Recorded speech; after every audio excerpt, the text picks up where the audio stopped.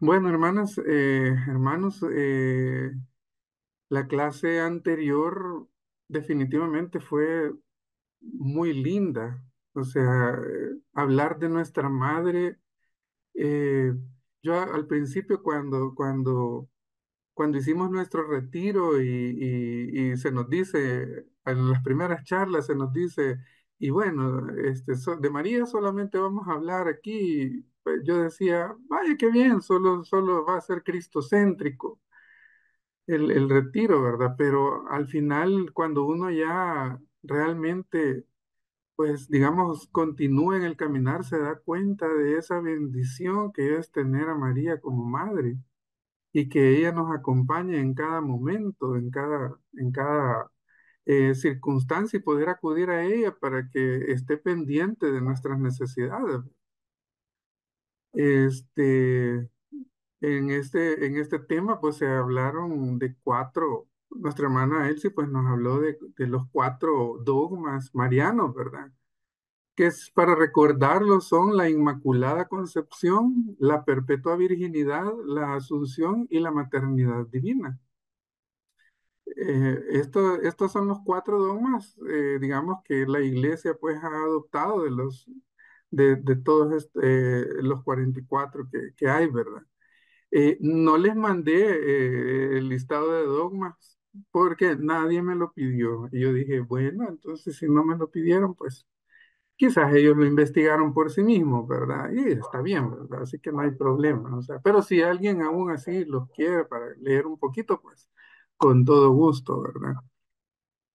Y fíjense que como católicos, nosotros pues debemos de procurar ese amor a nuestra madre, ¿verdad? Porque ella siempre está dispuesta a amarnos y nosotros debemos también de buscar ese amor y para que crezca cada vez más, ¿verdad? Así como le pedimos al Espíritu Santo el don de la fe, también tenemos que pedirle pues que nos aumente el amor por nuestra madre. Porque imaginémonos que si Dios, tanto como Padre, como Hijo y como Espíritu Santo, pues la han eh, no solo creado, sino la han albergado y tiene un lugar especial en el cielo, ¿cómo es que nosotros no le vamos a dar un lugar especial en nuestra vida? Así que, y bueno, y por ejemplo, en San Juan 19:26 nos dice la palabra que cuando Dios vio a su madre y junto a ella al discípulo a quien él quería mucho, dijo a su madre, mujer, ahí tienes a tu hijo. Luego le dijo al discípulo, ahí tienes a tu madre. Desde entonces ese discípulo la recibió en su casa. Palabra del Señor. Nosotros debemos adoptar esa posición del discípulo amado, ¿verdad? ¿Quién aquí se considera discípula o discípulo amado del Señor? Vamos a ver, levanten la mano. Ah, pues el Señor ahí nos encarga nuestra madrecita, ¿verdad? Para que siempre la tengamos en nuestro hogar, ¿verdad? Y siempre estemos ahí con ella. Bueno, eh, esto entonces fue lo que se habló en la clase anterior, ¿verdad? Eh, si gusta, no sé si tienen alguna pregunta, porque veo que tienen levantada la mano. Bueno, si no, seguimos. Fíjense que estas últimas clases hemos estado hablando de la Iglesia Católica, hemos estado hablando de los dogmas, hemos estado hablando de cómo somos nosotros como iglesia, ¿verdad? Es como una pequeña pausa dentro de todo este mundo de la historia de la iglesia en donde más adelante pues vamos a seguir hablando de todas las divisiones, de todo lo que hay y todo lo que ha tenido que atravesar la historia, perdón, la iglesia, y todo lo que pues se está haciendo pues para reunificar la iglesia y pues para que esto también pues sigamos con el mandato del Señor pues de hacer discípulos. Entonces, en esta oportunidad, en esta clase, vamos a hablar de dos temas fundamentalmente, ¿verdad? Y es el tema sobre los papas, o sea, sobre la elección de los papas que se hace a través de un proceso que se llama cónclave y sobre el proceso de canonización, o sea, cómo es que aquellas personas que pues han vivido de acuerdo a la voluntad de Dios se convierten en santos. Entonces, de eso es lo que vamos a hablar en esta noche. Para comenzar, quiero preguntarle si alguien sabe cuántos papas han habido. ¿Alguien sabe cuántos papas han habido? Puede abrir su micrófono y luego me contestar. Me parece que ahí han querido iniciar el micrófono, pero no han podido. Bueno, se los digo, ¿verdad? Han habido 266 papas, incluyendo, pues, o sea, tanto a San Pedro como primer papa y pues a Papa Francisco, ¿verdad? Que es el actual. Entonces, todos estos papas, pues, han venido pues, desde ese entonces y siendo los sucesores, pues, de ese legado, de esa encomienda que le hace nuestro Señor a San Pedro. Ahí hay un sitio por si lo quieren consultar más adelante que está muy bonito y muy interesante que se llama listadepapas.com. Así, si ustedes lo buscan así, listadepapas.com, algo unido, van a encontrar ese listado y las biografías de cada uno de los papas, ¿verdad? Bueno, muchas veces en estas clases que hemos estado hablando, hemos escuchado de que en todos estos momentos que se han atravesado en la iglesia, hemos mencionado a varios papas, ¿verdad? Y a veces, pues, a unos les tocó momentos difíciles y a otros les toca momentos más difíciles, digamos, en cuanto a lo que es su papado, ¿verdad? Y es que algunos específicamente se han destacado en eventos trascendentales para la iglesia. Eh, y pues a veces uno se pregunta, y bueno, sí, el Papa, pues han habido 266 papas, pero nos hemos preguntado cómo ha sido ese proceso para la elección. Quizás en estos últimos tiempos, quizás nos hemos dado cuenta de cómo se hace medianamente. Algunos quizás me han indagado un poco más, otros un poco menos, pues, pero porque tenemos unos medios de comunicación excelentes, ¿verdad? A través de la televisión, del internet, de redes sociales, etcétera, etcétera, ¿verdad? Pero anteriormente, pues esto no era así definitivamente, ¿verdad? O sea, resultaba pues que, que la elección de estos papas no era, más que todo en los primeros papas, no era ni por cerca de lo que es ahora. En algunos casos, incluso, pues, como ya lo vamos a ver más adelante, pues han habido situaciones que han sido hasta curiosas, ¿no? En cuanto a cómo fueron elegidos algunos papas. Bueno, para comenzar, quizás deberíamos de empezar diciendo que es un papa, o más o menos, digamos, poniendo un poco el tema, ¿verdad? El Papa, su nombre Papa, proviene del griego, que es papas, que significa sacerdote, significa obispo, significa padre también, ¿no?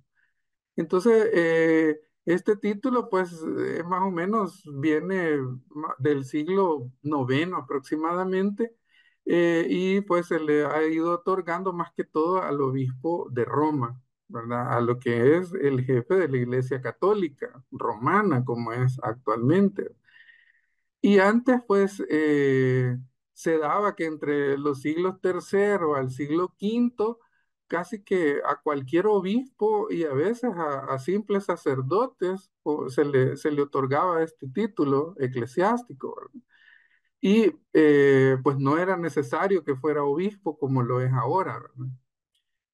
Por ejemplo, en el anuario pontificio, que es el directorio oficial de la Santa Sede, describe el oficio del Papa con los siguientes títulos, y se los leo. Dice, es el obispo de Roma, el vicario de Jesucristo, el sucesor del príncipe de los apóstoles, el supremo pontífice de la Iglesia Universal, patriarca de Occidente, primado de Italia, arzobispo metropolitano de la provincia de Roma, soberano del Estado de la Ciudad del Vaticano, siervo de los siervos de Dios. Entonces, el título Papa, que abreviado es la letra P dos veces, ¿verdad? PP, se utiliza oficialmente, pero solo como un estilo un poco menos solemne. Ahora, nosotros doctrinalmente, pues, reconocemos al Papa como sucesor de San Pedro y como obispo de Roma, y por lo tanto es visto con el poder total sobre la jurisdicción de la Iglesia Universal, especialmente en los asuntos de la fe y de la moral, y pues también en asuntos disciplinarios y de gobierno de la Iglesia como tal, ¿verdad? Eh, esta base de esta doctrina de la primacía papal es el lugar de San Pedro en el Nuevo Testamento. O sea, es lo que Dios le dejó, nuestro Señor Jesucristo le legó a San Pedro. Y pues ya conocemos muchas de las citas en donde se expresa estas prerrogativas o estas características y esto que le pide nuestro Señor, ¿verdad? Y entonces, y es el lugar que el Señor ha querido que tenga la iglesia dentro de la historia. Entonces, comprender esta primacía del Papa se ha ido desarrollando a lo largo de la historia, no es algo tan sencillo, ¿verdad? Como, él es el primado y pues así hay que aceptarlo. No, se ha venido como desarrollando en la medida en que la iglesia pues se ha venido desarrollando también, ¿verdad? Y pues, o sea, esto se ha ido recalcando en base al papel que la iglesia ha jugado, digamos, durante todo este periodo, ¿verdad? Así que en la enseñanza del Concilio Vaticano II, por allá por los años 1962-65, el papel de los obispos, o sea, digamos, fue como sujetado, digámoslo así, a la prerrogativa papal de tal forma de que si bien es cierto que todos los obispos tienen autoridad como tal, pero estos mantienen una unidad en donde el papa pues es la cabeza de la iglesia, ¿verdad? Entonces, esto ha sido motivo de diferentes, digamos, puntos de vista, especialmente rechazo a veces de parte, por ejemplo, de la Iglesia Ortodoxa Oriental, ¿verdad? Que ya hemos hablado y hemos hablado de los cismas, y en donde, si es bien es cierto, pues la Iglesia Ortodoxa ha estado dispuesta ¿cómo se llama? A otorgar al obispo de Roma esa primacía, pero ellos lo hacen más que todo como una primacía de honor, o sea, algo que se concede, como decir, es igual a los demás patriarcas. Entonces no es así como una primacía total, sino que es solamente reconocido como un patriarca. Y esto también ha sido problema para muchos protestantes, ¿verdad? Que a lo largo del tiempo y de las diferentes sectas, pues digamos que muchos han tenido cierto aprecio a este liderazgo que han ejercido algunos papas, otros no, por supuesto, ¿verdad? Pero los que sí, digamos que han tenido problemas con esto de la primacía papal, ¿verdad? Y esto ha sido como uno de los principales obstáculos para que se dé el ecumenismo, o sea, la integración de la iglesia cristiana, ¿verdad? Y eso es un obstáculo serio. Ahora bien, ¿cuál es la misión del Papa? O sea, cualquiera puede decirme, sí, el Papa, la misión es gobernar. Pero fíjense que no es del todo cierto. Es una de sus funciones, por supuesto. Pero si nosotros analizamos las escrituras, podemos ver cuál es la esencia del Papa. Porque Jesús nombra a Pedro y a sus sucesores como pastores, ¿verdad? Y es decir, personas que cuidan y se preocupan por otras personas. Y esto lo podemos leer en San Juan 21 del 15 al 17.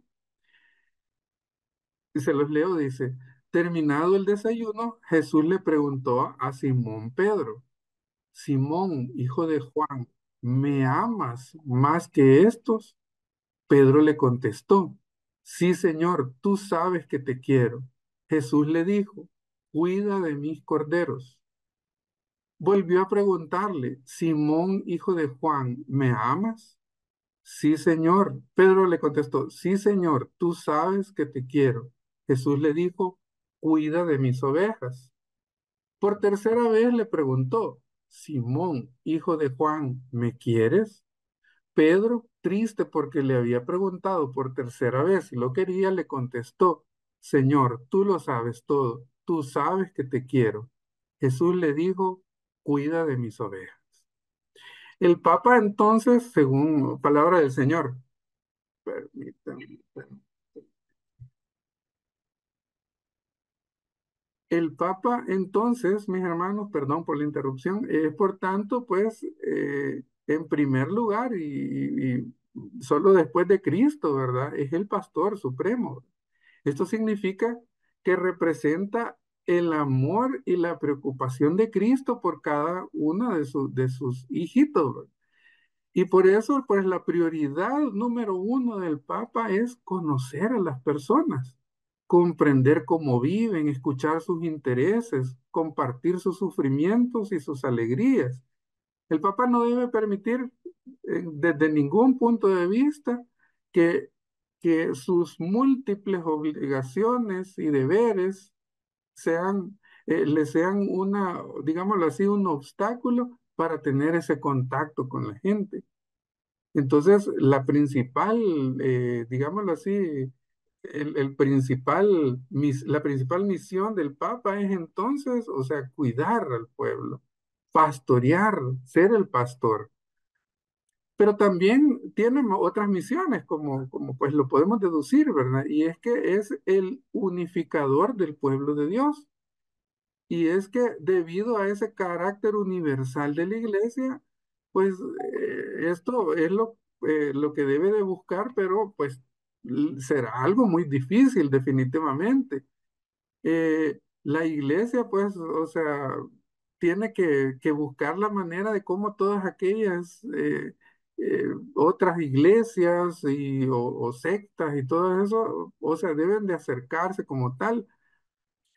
Y en cuanto a lo que es la Iglesia Católica como tal, pues el Papa debe guiar e inspirar al Sínodo Central de Obispos. O sea, un sínodo pues es una asamblea, una reunión de obispos. Y como sabemos, pues la Iglesia tiene diferentes, digamos, conferencias episcopales, por ejemplo, ¿verdad? Tenemos la de América Latina, la de Asia, la de Europa, etcétera, etcétera, ¿verdad? Entonces, el sínodo de los obispos es la reunión general de todos los obispos.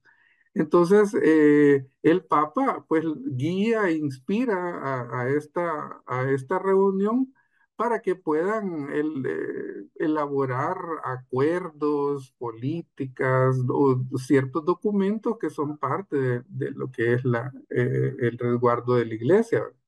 Entonces, el Papa, como sabemos, pues necesita de amplias facilidades así administrativas, secretariales, etcétera, para poder ejercer todo esto. Y por eso es que hay toda una organización, digámoslo así, en donde pues hay un secretario, pues hay otras personas que están ahí trabajando, digámoslo así, en el Vaticano, ¿verdad?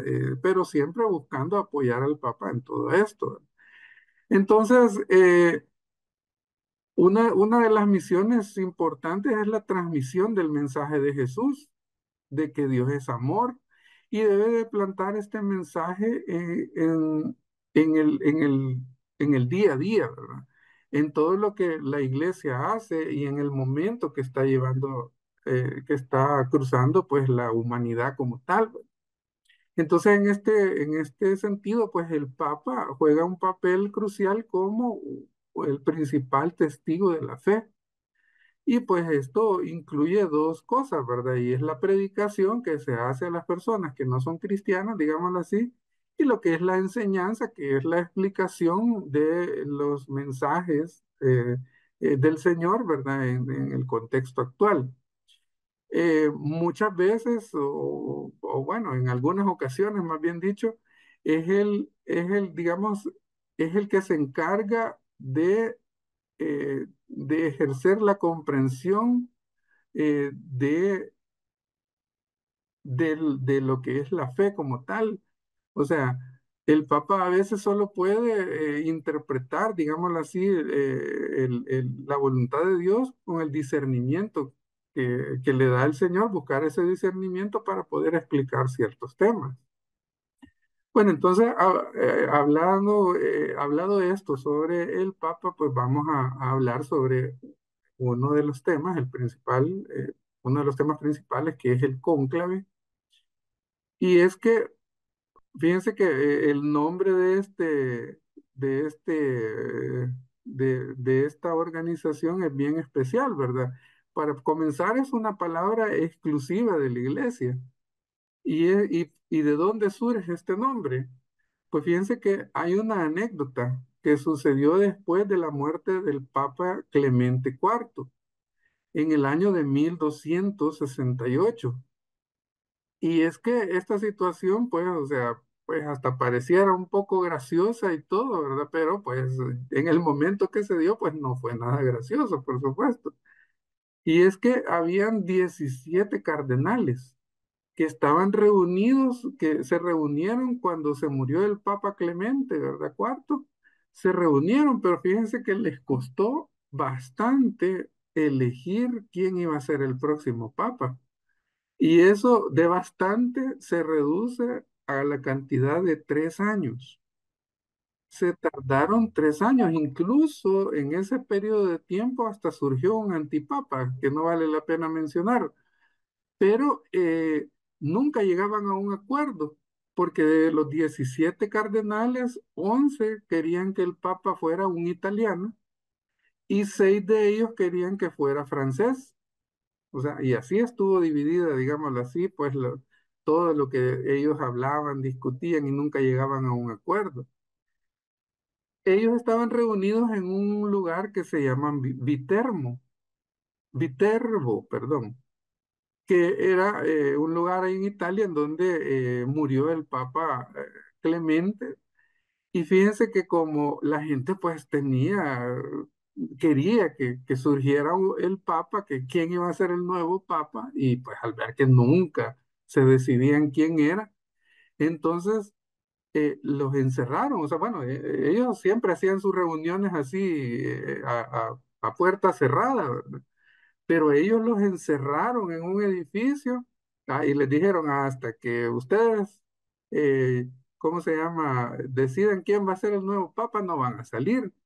Y como se seguían demorando, ellos, los habitantes de ese lugar, desmontaron el techo del edificio para que ellos vivieran al aire libre prácticamente y que pues ahí les cayó de seguro alguna lluvia, el, el sereno en las noches, etcétera, etcétera, ¿verdad? Entonces, y fíjense que esta medida de presión, al final, allá por el 1 de septiembre del año 1271 se eligió a un nuevo papa y este era pues un hombre llamado Teobaldo Visconti y que él se hallaba lejos de ahí, que estaba en una de las ciudades que estaban siendo intervenidas por los cruzados allá en Palestina, ¿verdad? Entonces, cuando al final se decidieron por él y le llevaron la noticia, bueno, por supuesto, acuérdense que no había aviones ni nada de eso en esa época, ¿verdad? Ni le caía por chat a uno el mensaje, ¿verdad? Entonces, eso, o sea, llevó a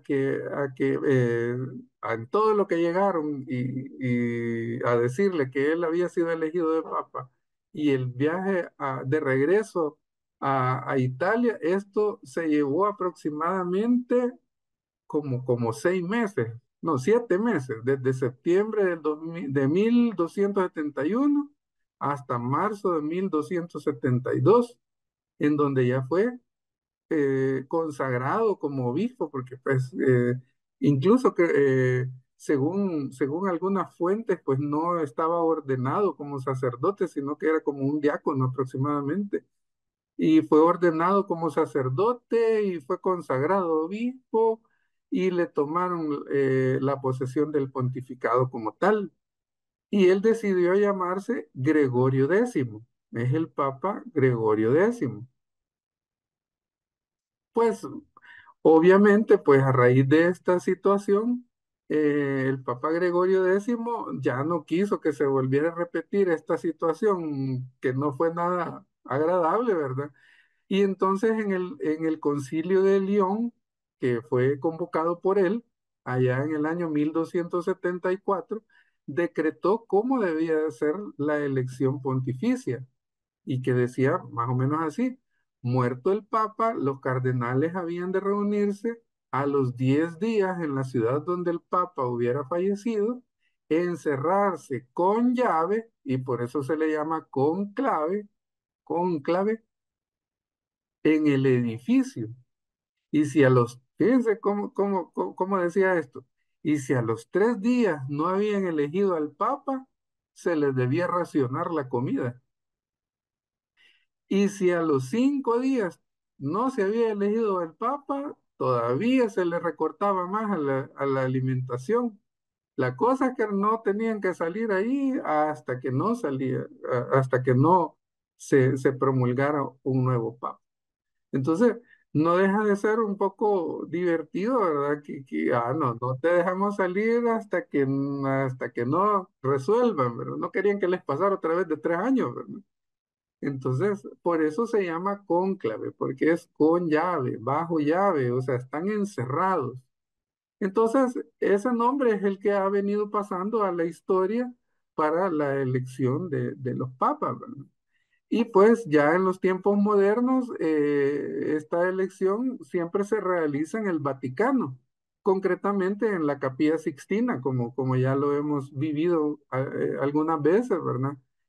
Y desde el Papa Sixto V aproximadamente, en el año 1500, del año 1585, 1590, que duró su pontificado, los cardenales también, bueno, esa era otra cosa, ¿verdad? Que los cardenales no podían pasar de 70 personas, aunque pues, o sea, nunca llegaban los 70, ¿verdad? Como electores, como tal, ¿verdad?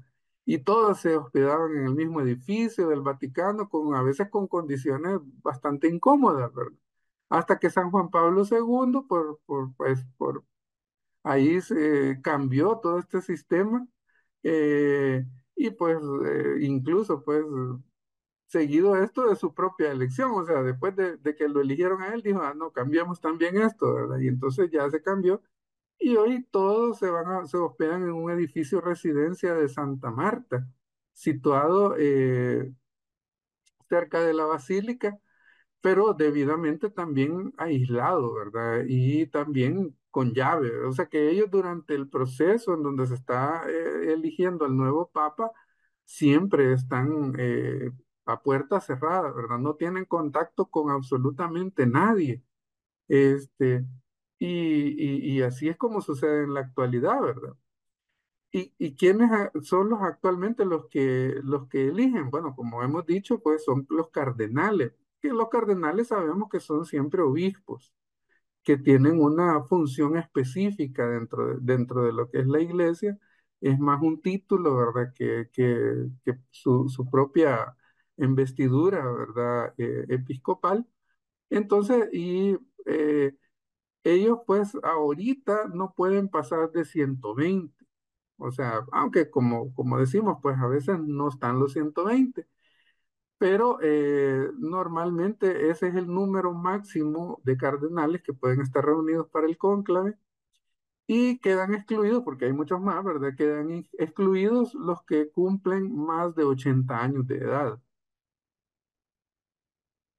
Así como regresándonos un poco en la historia, también el Papa Nicolás II, allá por los 1060, ¿verdad? Bueno, en el 1059 decretó que únicamente los cardenales fueran los electores del Papa. Él fue el que determinó esto. ¿Y por qué los cardenales? Y qué, digámoslo así, como decimos en buen salvadoreño, ¿y qué coronita tienen? Decimos, ¿verdad? Y es que, bueno, esto es bien simple, ¿verdad? O sea, el Papa, pues como él es el obispo de Roma, uno de sus títulos es el obispo de Roma, entonces lo debe elegir el clero de Roma, no el del resto del mundo. Entonces, y los cardenales, pues, aunque ellos proceden de todas partes del mundo, cada uno tiene en Roma su jurisdicción, digámoslo así, ¿verdad? Es como un trabajo que se llega a hacer a Roma. Entonces, ellos son los que tienen digámoslo así, el derecho de elección del Papa, ¿verdad? Entonces, eso ha sido así. Ahora bien, actualmente, pues esta elección del Papa está rigurosamente legislada, digamos, en el Código de Derecho Canónico. Y dice se dice ahí que debe realizarse entre 15 y 20 días después de fallecido el Papa. En la actualidad, lo primero que se ve es que hay un secreto rigurísimo en todo esto, ¿verdad? Y pues a veces, incluso cuando se está dando este proceso del cónclave, pues, o sea, uno aquí afuera, ¿verdad? Oye un montón, que dicen que el Papa han propuesto a fulano y que quizás el Papa va a ser ahora de tez oscura y que no, que va a ser chino y que no sé qué, y oye un montón de cosas, ¿verdad? Pero en realidad no se sabe nada de lo que ahí sucede. Lo único que sabemos es si hay humo blanco al final del proceso, ¿verdad? Pero eso también ya lo vamos a hablar. Entonces, y fíjense que esto, cuando se da este proceso de elección del Papa, muchos no ambicionan este cargo, ¿verdad? Porque pues es una gran responsabilidad definitivamente. Y entonces la misma Constitución pontificia pues aconseja al elegido que pues ponga sus ojos en la voluntad de Dios, ¿verdad? Y que tenga confianza y que acepte el pontificado con humildad, ¿verdad? O sea, y pues, o sea, que han habido en la historia, han habido varios cardenales que han aceptado llorando, ¿verdad? Y pues conocemos a algunos como San Pío X, ¿verdad? Que pues, o sea, estuvo llorando en el momento que le informaron. El Papa Juan XXIII también expresó sus sentimientos, ¿verdad? De que cómo se sentía él de emocionado cuando se barajeaba su nombre, ¿verdad? Y pues Juan Pablo I también incluso pues lo manifestó después al mundo todo como lo había sentido, ¿verdad? O sea, es un proceso encontrado de responsabilidades, preocupaciones, alegrías, pero sobre todo, y por eso la Constitución Pontificia así lo expresa, ¿verdad?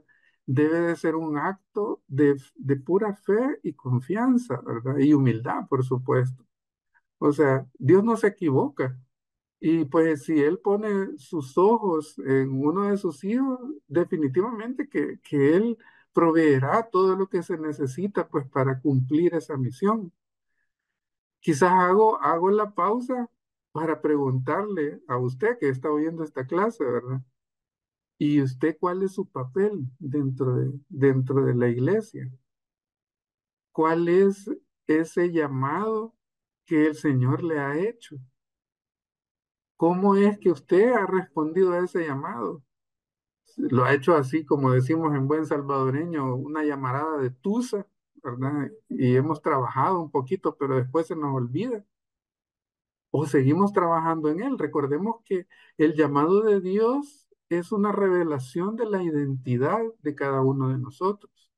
O sea, no se le va a pedir peras al olmo, como decimos, ¿verdad? Sino que si usted ha sido llamado o llamada a una misión en particular dentro de la iglesia, usted tiene que tener la confianza en que Dios así lo ha querido porque Él es su creador y Él sabe quién es usted. Tal vez usted no se ha dado cuenta exactamente quién es, pero Él sí sabe quién es usted y para qué fue creado, para qué fue hecho y cuál es su posición dentro de este mundo. Y eso no lo debemos de olvidar, ¿verdad? Bueno, entonces, siguiendo un poco con la clase, dice que el elegido debe de obtener la mayoría de votos. Eso, pues, digamos que es un proceso de elección, ¿verdad? Que si después de varias votaciones, ya que ya están estipuladas, no se obtienen las dos terceras partes de los votos, entonces se acude a lo que es la mayoría simple, ¿verdad? Es un proceso de votación como tal, ¿verdad? Entonces, cuando ya se obtiene la mayoría de los votos, se dirige al elegido el cardenal decano, dice, y le pregunta, y esto lo leo textualmente, ¿aceptas tu elección canónica como sumo pontífice? Y la respuesta es una respuesta simple y contundente, acepto. Entonces el elegido queda convertido en papa. Y esta, pues, esta notificación ya se hace al pueblo de Dios, ¿verdad? Al pueblo cristiano, que está reunido normalmente, pues hay mucha gente en la plaza de San Pedro. Yo creo que de los que vemos aquí, más de alguno ha estado quizás en ese momento, o al menos en ese lugar, ¿verdad? Y definitivamente es algo espectacular. Hace poco, alguien que conozco bien cercana a mí, y que está por aquí cerquita, anduvo por esos lugares y me dice, mira, eso es espectacular, me dice, o sea, o sea, de todo, o sea, uno siente la presencia de Dios en todo momento, en todo lugar, y no puede dejar uno de pensar en que somos la iglesia, todos, ¿verdad? Entonces y me dice, y yo, pucha, pasé momentos de llanto y le digo yo, ahora cuando vayas a Jerusalén, si Dios te, te da la oportunidad y la bendición, ahí vas a caer desmayada. Pero bueno, entonces siguiendo un poco, pues como sabemos, pues hay un famoso humo blanco que se llama la fumata bianca, en italiano obviamente, ¿verdad? Y que pues si sabemos que a veces también antes de eso han habido humo negro y pues cuando no hay elección, cuando no hay algo contundente, las papeletas se queman, se mezclan con hierbas húmedas y por eso sale el humo negro, ¿verdad? Pero pues cuando ya es la elección verdadera, pues, o sea, ya no se hace de esa manera, pues, y sino que simple y sencillamente, pues, se queman las papeletas así nomás y entonces cuando sale el humo blanco. Entonces hoy, pues, o sea, como lo hemos visto en algunas oportunidades, ¿verdad? Hay un cardenal que se llama el protodiácono que aparece en el balcón central de la basílica y proclama, ¿verdad? Y dice, bueno, no recuerdo si dice habemos papa o papan habemos, pero esas dos palabras ocupa, ¿verdad? Y qué quiere decir, pues, o sea, tenemos papa. Eh, definitivamente, y bueno, y por supuesto, pues, lo dice con el nombre que el papa nuevo ha elegido, pues, como su nombre ya oficial de papa, ¿verdad? Entonces, ya el Papa sale, pues imparte su primera bendición, ¿verdad? Para todo el mundo, especialmente pues para la ciudad de Roma, en donde él es el obispo. La lista de los papas es grande, como dijimos en un principio, han habido 266 papas, ¿verdad? Y definitivamente esta lista va a seguir interminablemente hasta el fin del mundo. Y eso lo sabemos porque en San Mateo 18:20 la palabra nos dice, sobre esta roca edificaré mi iglesia y todos los poderes del infierno no podrán contra ella. Palabra de Dios.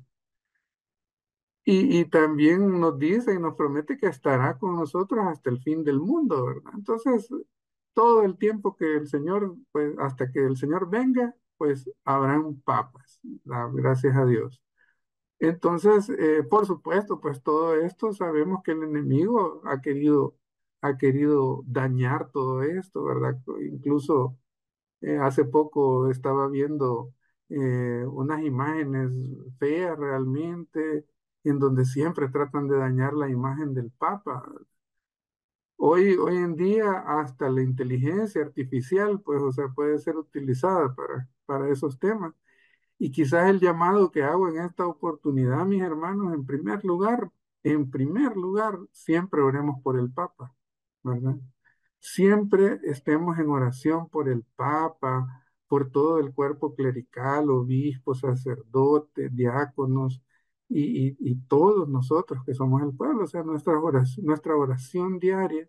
En nuestra oración diaria debemos incluir esas oraciones hacia ellos, porque es una gran responsabilidad y sobre todo, pues porque son blanco de ataques del enemigo, ¿verdad? Entonces no nos dejemos engañar tampoco con falsas noticias, ¿verdad? O imágenes que veamos, sino que pongámoslo siempre en el escrutinio del Espíritu Santo y pidámosle a Dios que pues le otorgue siempre sabiduría y discernimiento al Santo Padre, ¿verdad? Porque como humano que es, pues también puede cometer sus equivocaciones, ¿verdad? Pues hablando del dogma que hablamos de la infabilidad papal, o sea, eso es nada más en momentos de discernimiento en el espíritu para poder explicar ciertas verdades de la fe, pero no quiere decir que él no se equivoque en otras cosas, así, digamos, en su mundo normal, común y corriente, en su día a día, como dicen, ¿verdad? Entonces debemos de orar siempre por él y por toda la iglesia, ¿verdad? Bueno, ahora vamos a pasar al siguiente tema. Tenemos ya un poco tiempo, pero trataremos de buscarlo. Bueno, en primer lugar, yo sé que muchos de los que estamos aquí tenemos un santo o una santa preferida. Ahí en el chat, ahí ponen quién es su santo o santa preferida y por qué. Y pues ahí vamos a leerlo, ¿verdad? Pero bueno, cuando ya les dé apertura para que escriban ahí, porque ahorita está bloqueado, ¿verdad?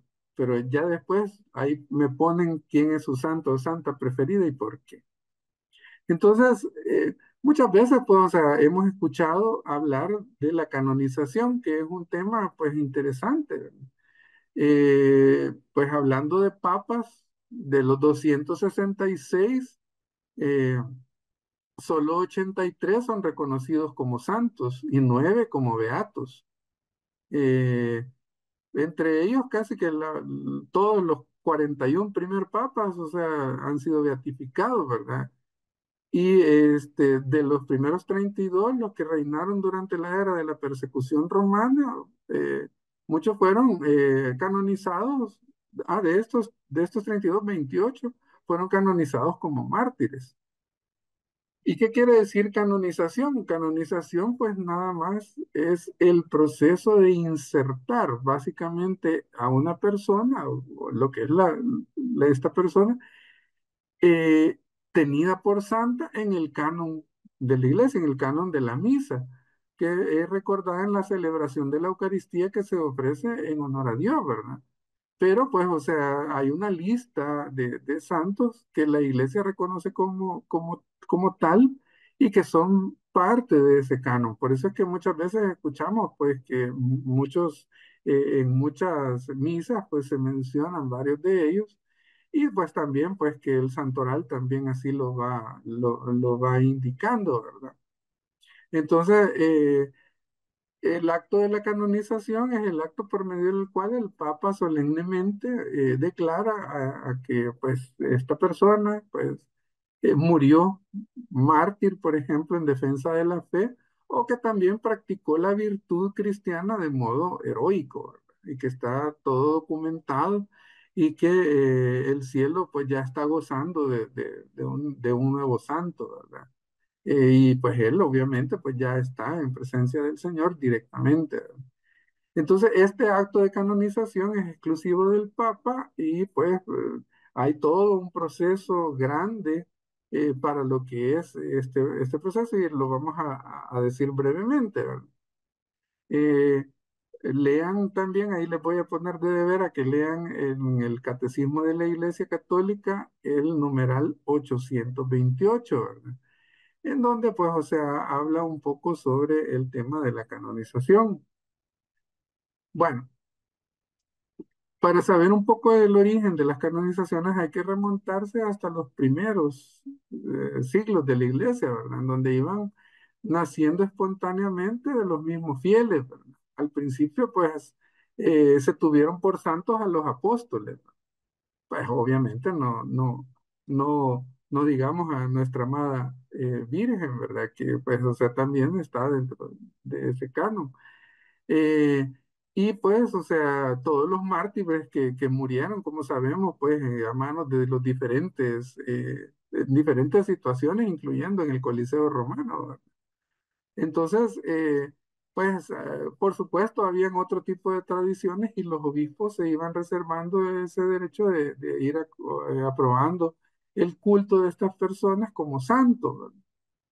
Ahora, en la actualidad, es un proceso en donde el Papa Sixto V, allá en el 1588, instituía la Congregación de los Santos.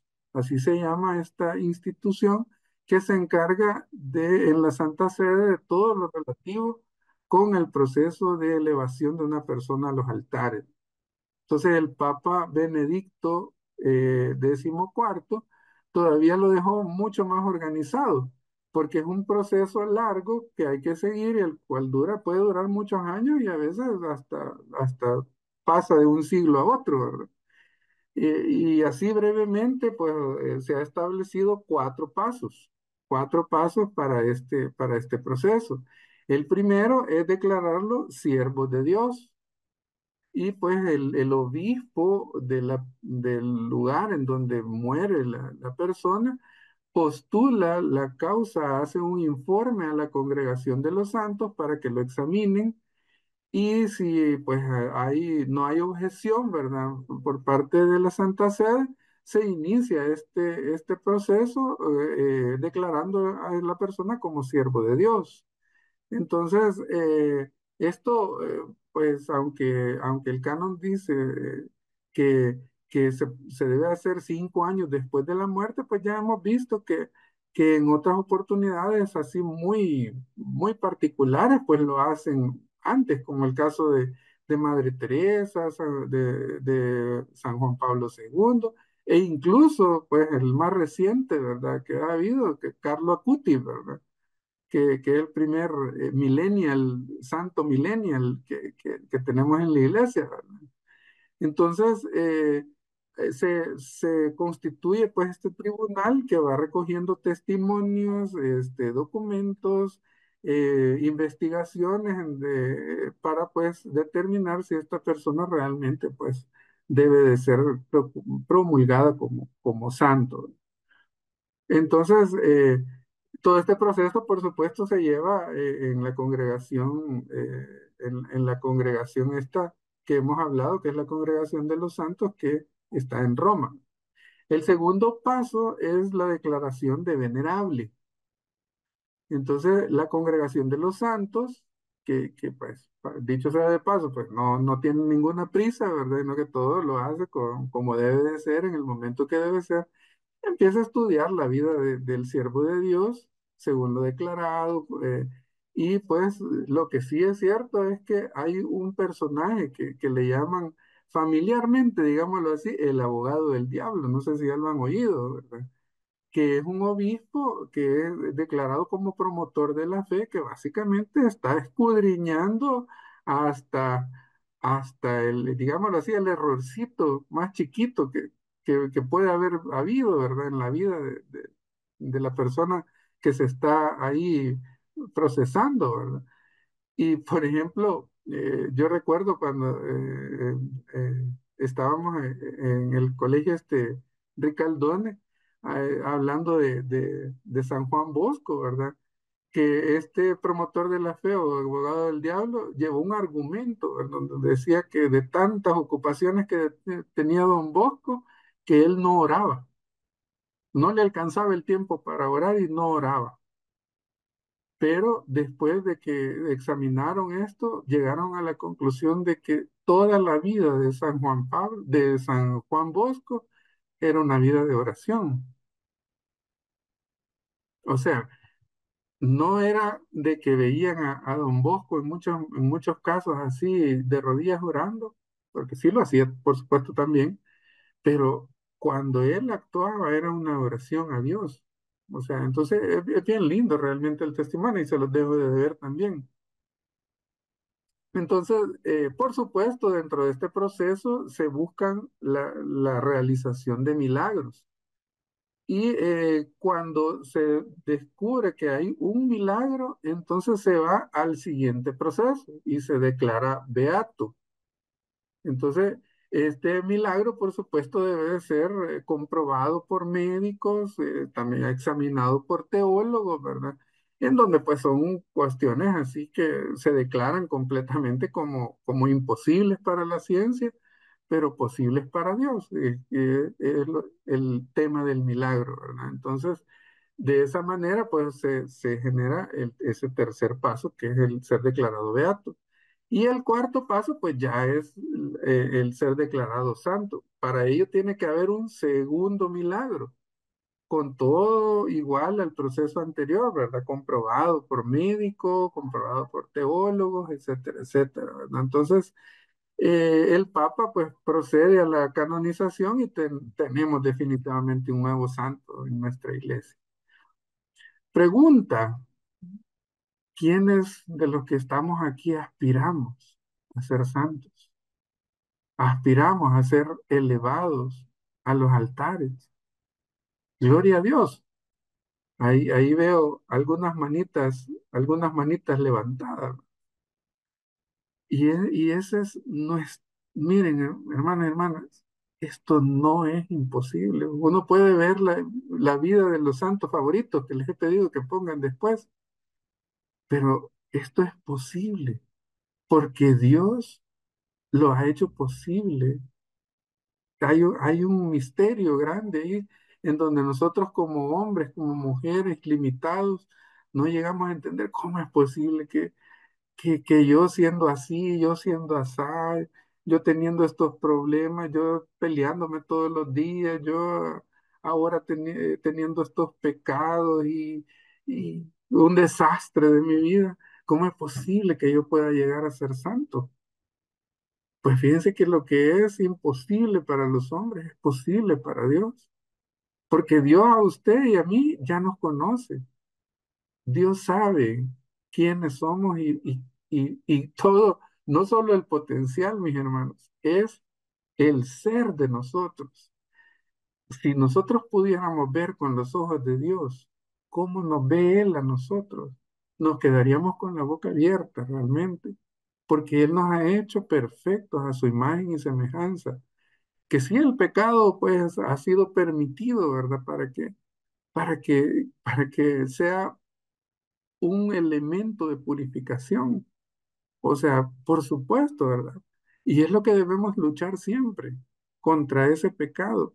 Pero el ser elevado a los altares, mis hermanos y hermanas, o sea, no es una aspiración para gloria propia, sino que para gloria de Dios. Y nosotros debemos de buscar esa, no digamos perfección, porque la palabra incluso perfección se puede quedar pequeña eh, si la relacionamos con la santidad. No, nosotros debemos de buscar ser santos como Dios es santo. Debemos de, y eso, miren, gracias a Dios, no es por nuestro esfuerzo, no es por nuestros méritos, es por misericordia, por gracia de Dios, por la salvación que nos da nuestro Señor Jesucristo, por esa redención y por esa purificación que Él hace de nosotros.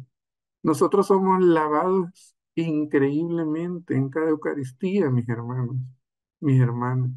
Debemos acudir a esos sacramentos, a ese sacramento maravilloso de la reconciliación, porque todo pecado puede ser perdonado si se llega con verdadero arrepentimiento y con deseo de enmienda. Así que el llamado es justo eso. Si usted al día de hoy pues siente que un pecado no lo abandona, que si usted se va a confesar y se confiesa el mismo pecado, los pecados repetitivos que hablamos muchas veces, no se dé por vencida, no se dé por vencido. O sea, Dios nunca se va a cansar de que usted llegue a sus pies pidiéndole perdón. Pero eso sí, o sea, busquemos siempre luchar contra eso. Y hay muchas formas de hacerlo. En primer lugar, ponernos en las manos del Señor. Sin Él nada podemos, dice la palabra de Dios, ¿verdad? Somos inútiles realmente si lo queremos hacer con nuestras fuerzas. Pero si lo hacemos agarrados de las manos de Él, pidiéndole a Él su fuerza, pidiéndole a Él su apoyo, pidiéndole a Él que nos transforme esta manera de pensar, para que, para que podamos transformar nuestra vida a su completo beneplácito, hagámoslo, pidámoslo en oración, leamos la palabra de Dios, no nos cansemos, ¿verdad? Adoptemos todas las responsabilidades que Dios nos da también. Nosotros somos profetas, mis hermanos. Nosotros somos sacerdotes y somos reyes y reinas, ¿verdad? Del reino de Dios. Esa identidad que nos confiere Cristo, porque somos hechos como Él, o sea, nos da eso y más. Así que, mis amados hermanos, pues, o sea, realmente créanme que para mí hablarles de esto no es fácil, porque yo, pues, si me pongo así en una escala de pecadores y todo, soy quizás de los más pecadores que existen, ¿verdad? Pero de verdad créanme que yo en mis oraciones, yo le pido a Dios que me quite a veces muchas cosas que me salen así a la, a la vuelta de la esquina, como decimos. Y a veces no lo logro ver, pero el Señor va haciendo su obra. Y ya cuando lo veo así en el tiempo, sí, veo la mano de Dios, pues. A Santa Mónica le llevó años para que San Agustín se convirtiera. O sea, y así podemos ver la vida de muchos santos, años, pero años. Y yo conozco aquí algunos testimonios también de personas que están aquí hoy, que yo sé cuánto les ha costado la oración por otras personas. Y yo le doy gracias a Dios por eh, por esa constancia que se tiene en la oración, ¿verdad? Así que, mis hermanos, es posible ser elevado al altares, ¿verdad? Así que, y como les digo, pues para la gloria de Dios. Bueno, mis hermanos, vamos a finalizar la clase de hoy. Vamos a orar entonces. En el nombre del Padre, del Hijo y del Espíritu Santo. Amén. Bendito Señor, amado Señor. Definitivamente que quizás nosotros no vemos la forma en cómo realmente seremos santos, pero tú ya nos ves como santos, Señor. Tú conoces nuestra vida, tú conoces nuestras decisiones, tú nos has elegido, Señor, y nosotros te hemos respondido y estamos en este caminar. Danos esa fuerza, danos esa fe, danos esa ayuda que necesitamos, Señor, para poder vencer el mal, para poder ser parte de esos hijos tuyos de los cuales tú te sientes orgulloso. Sí, Señor, yo quiero estar ahí, yo quiero ser santo, quiero ser santa, Señor. Ayúdame porque yo solo por mis propias fuerzas no lo voy a lograr definitivamente. Solamente agarrado con tu mano poderosa y amorosa, lo voy a poder lograr, Señor, por ti y para ti, mi Dios. Gracias, Papito Bello. Gracias, amado Señor, por esta noche en el que tú nos has recalcado quiénes somos para ti, Señor. Tú nos ves ya como santos, mi Dios. Y quiero poner todo mi esfuerzo para poder llegar a ese lugar en donde quieres que tú estés. que yo esté para que tú me recojas y me lleves de tu mano. Bendito y alabado seas, Padre Santo. Bendice a todos mis hermanos y hermanas presentes. Llénalos de ti, Señor. Espíritu Santo, te pedimos que vengas. Y shiribiriarandara sara dara barajara. Iribiriarandara shara dara barayarandara dara sara dara baraya. Espíritu Santo, ven sobre cada uno de nosotros, mi Dios, y llévanos, condúcenos y muéstranos a Jesús siempre. Y shiribiriarandara sara dara barajara yarandara dara la yara dara bara. Ondere shiribiriarandara dara jara dara sara. Gracias, amado Señor. Gracias, bendito Dios. Cerramos esta oración con la oración perfecta y el saludo a María. Padre nuestro que estás en el cielo, santificado sea tu Santificado nombre. sea tu nombre, Venga a nosotros tu venga a reino, nosotros tu hágase tu reino, hágase voluntad tu en la voluntad tierra como en en la el tierra cielo. como en el cielo. Danos hoy nuestro pan Hoy de nuestro cada pan día, de cada perdona día, nuestras nuestras ofensas como ofensas, también como nosotros también nosotros perdonamos a los que perdonamos nos a los que ofenden. nos ofenden. No nos dejes caer No en nos dejes caer en la tentación y tentación líbranos y del líbranos mal. del mal. Amén. Amén. Dios te salve María, llena eres de Llena gracia, eres el de Señor es gracia, el Señor contigo. es contigo. Bendita eres entre Bendita todas las eres entre mujeres y todas las bendito mujeres el y fruto bendito de es tu el vientre fruto de tu Jesús. vientre Jesús. Santa María, Madre de María, Dios, Madre ruega de por Dios, nosotros ruega por nosotros pecadores, los ahora y pecadores, en la hora ahora y de en la nuestra hora muerte. de nuestra Amén. muerte. Amén. Gloria al Padre, gloria al Hijo y Gloria gloria al al Hijo y Espíritu al Santo, Espíritu como era Santo, en un principio, ahora y hasta siempre, por ahora, los siglos siempre de por los los siglos de siglos. los siglos. Amén.